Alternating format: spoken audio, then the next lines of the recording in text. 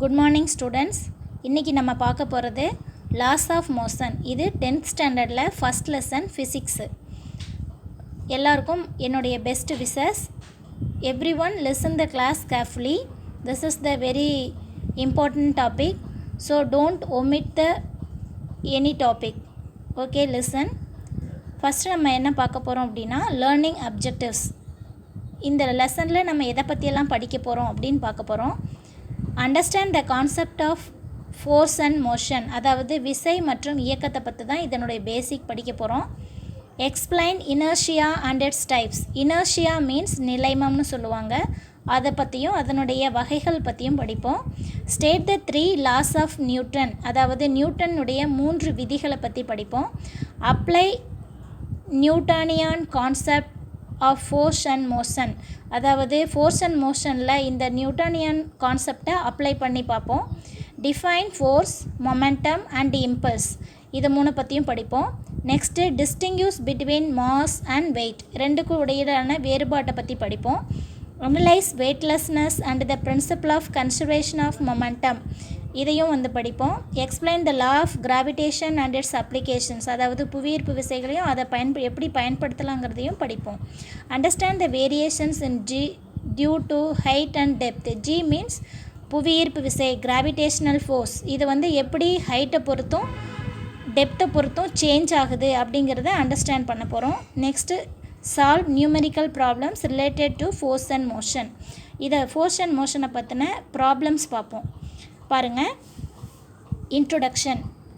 Human beings are so curious about things around them, அதாவது எப்போவுமே மனிதர்கள் தம்மை சுற்றி இருக்கக்கூடிய பொருட்களை பற்றி தெரிஞ்சுக்கிறதுல அதிகமான ஆர்வம் காட்டுவாங்க. Things around us are related to one another. இதில் பார்த்தோம் அப்படின்னா நம்மளை சுற்றி இருக்கக்கூடிய பொருட்கள் ஒன்று மற்றொன்றோடு மிகவும் தொடர்பு கொண்டது. So bodies are at rest and some are in motion.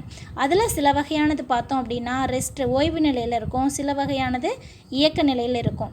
Rest and motion R inter related terms, அதாவது ரெஸ்ட் அண்ட் மோஷன், அதாவது ஓய்வு மற்றும் இயக்கம் ரெண்டுமே ஒன்றுக்கொன்று மிகவும் தொடர்பு கொண்டது.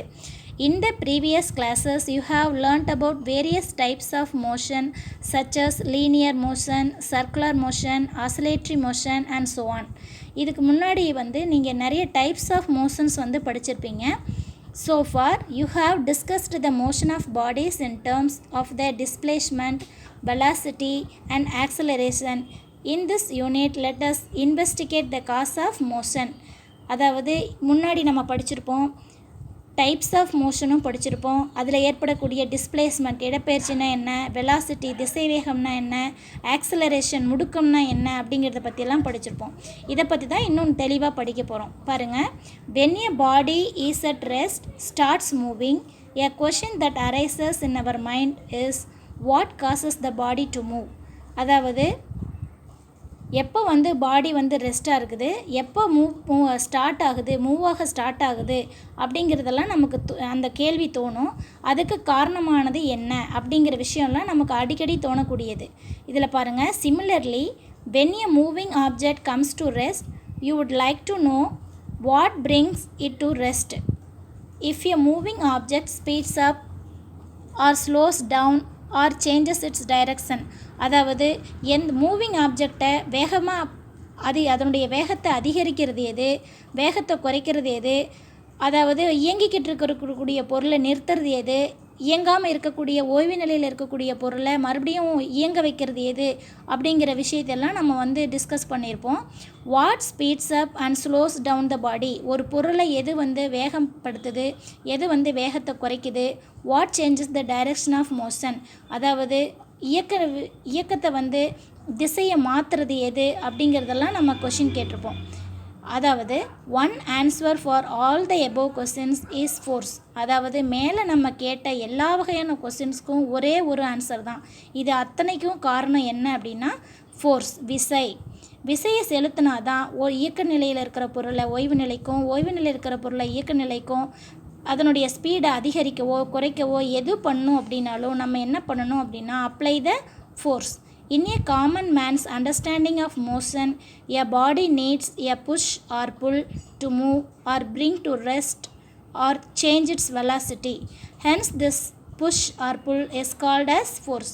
அதாவது ஒரு பொருளை ஒரு இடத்துலேருந்து மூவ் பண்ணுறதுக்கு இல்லை ஒரு ஓய்வு நிலையில் வைக்கிறதுக்கு அதை இடத்த மாற்றுறதுக்கு அதனுடைய டைரெக்ஷனை சேஞ்ச் பண்ணுறதுக்கு எல்லாத்துக்குமே நம்ம என்ன பண்ணணும், ஒன்று புஷ் ஆர் புல், இது ரெண்டில் ஏதாவது ஒன்று கொடுக்கணும். இதை தான் நம்ம என்னன்னு சொல்கிறோம் அப்படின்னா ஃபோர்ஸுங்கிற டேர்மில் சொல்கிறோம். Let us define force in a more scientific manner using the 3 laws proposed by Sir Isaac Newton. அதாவது இந்த ஃபோர்ஸை சொல்கிறதுக்காகவே என்ன பண்ணார் அப்படின்னா Sir Isaac Newton 3 types of லாஸை நமக்கு சொல்லியிருக்காரு. அது பார்த்தோம் அப்படின்னா these laws help you to understand the motion of a body and also to predict the future course of its motion. அதாவது இந்த 3 லாஸும் என்ன பண்ணுது அப்படின்னா மோஷனை பற்றி நம்ம அண்டர்ஸ்டாண்ட் பண்ணிக்கிறதுக்கும் ஃப்யூச்சரில் படிக்கக்கூடிய விஷயங்களுக்கும் இது அடிப்படையாக இருக்கும் அப்படின்னு சொல்கிறாங்க. If you know the forces acting on it before, அதாவது ஃபோர்ஸஸ் எப்படி இயங்குது அப்படின்னு தெரியறதுக்கு முன்னாடி என்ன பண்ணணும் அப்படின்னா Newton formulated his 3 laws of motion, a different perception about the force and motion of bodies prevailed. அதாவது என்ன பண்ணோம் அப்படின்னா நியூட்டனுடைய 3 விதிகளை தெரிஞ்சுக்கிறதுக்கு முன்னாடி ஃபஸ்ட்டு ஃபோர்ஸ்னால் என்ன, மோஷன்னா என்னங்கிறத பற்றி ப்ரீஃபான எக்ஸ்ப்ளனேஷனை நம்ம ஃபஸ்ட்டு தெரிஞ்சுக்கணும்.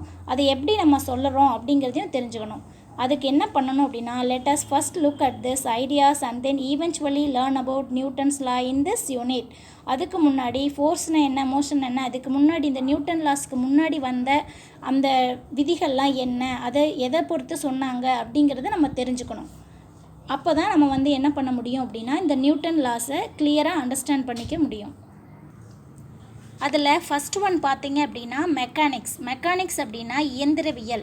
இது என்ன பண்ணுது அப்படின்னா mechanics is the branch of physics. இது நம்ம படிச்சுட்ருக்கிறது ஃபிசிக்ஸ் லெசன் ஆல்ரெடி நமக்கு தெரியும். இது மெக்கானிக்ஸ் இயந்திரவியல்ங்கிறது ஃபிசிக்ஸ் இயற்பியலில் ஒரு பகுதி, ஒரு branch that deals with the effect of force on bodies.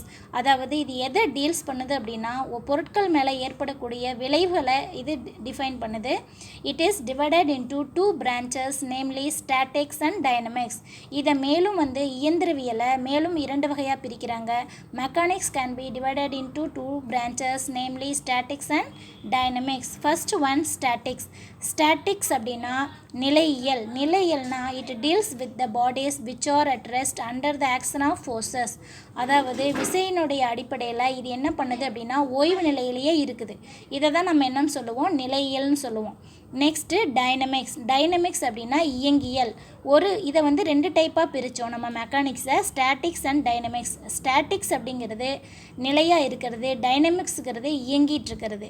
It is the study of moving bodies under the action of forces. Dynamics is further divided as follows.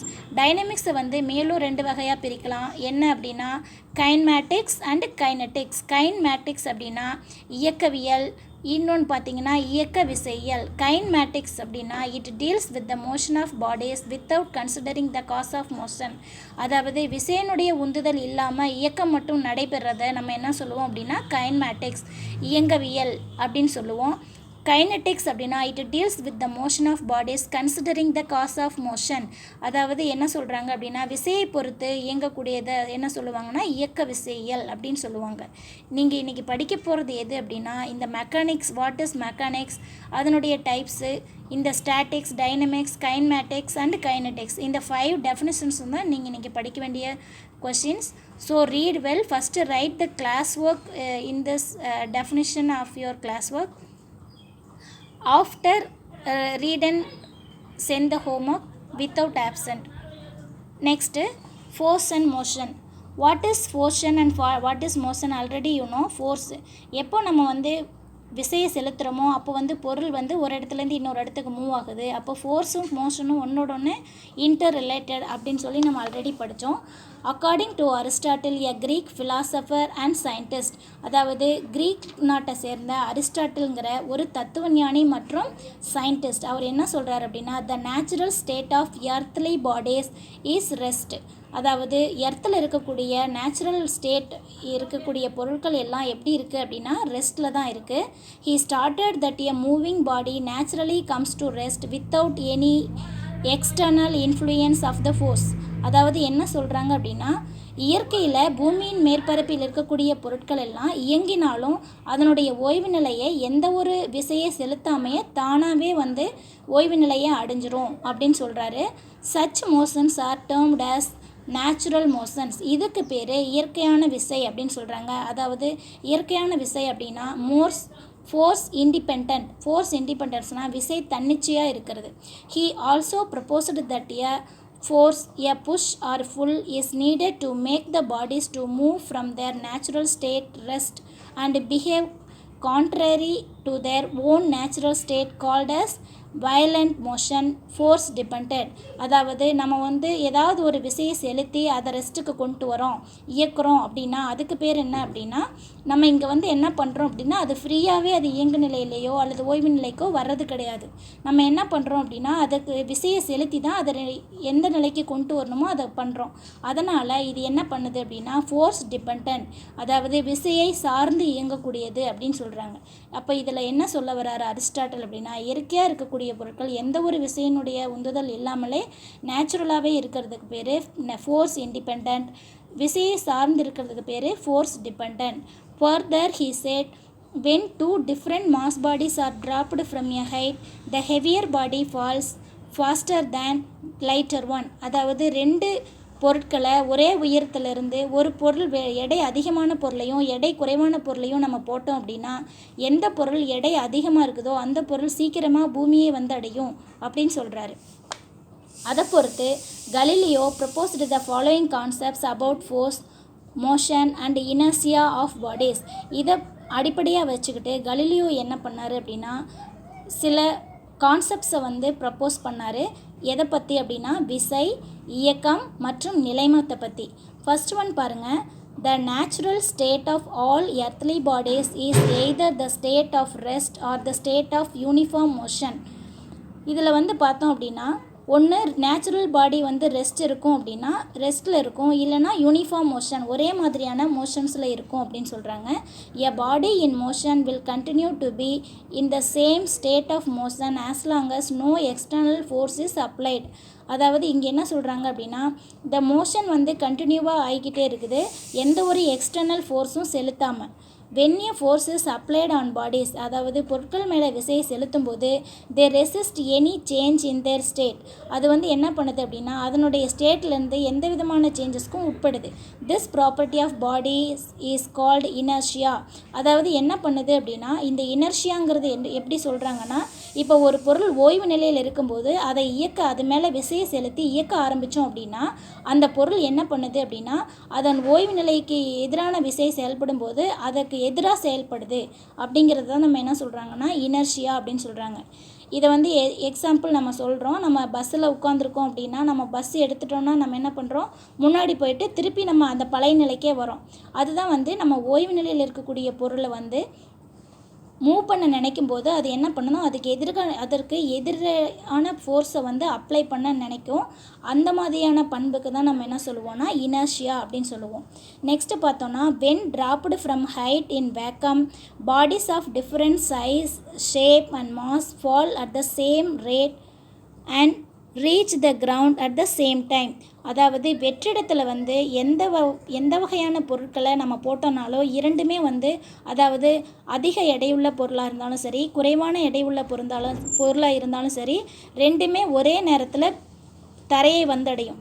ஏன்னா வெற்றிடத்தில் வந்து எந்த ஒரு டிஸ்டர்பன்ஸும் இல்லாதனால வெயிட் அதிகமான பொருளாக இருந்தாலும் வெயிட் குறைவான பொருளாக இருந்தாலும் ஒரே நேரத்தில் தரையை வந்து வந்தடையும். இதுதான் நம்ம என்ன சொல்கிறோம் அப்படின்னா கலீலியோ ப்ரப்போஸ் பண்ண கான்செப்ட்ஸ். Okay students, thank you.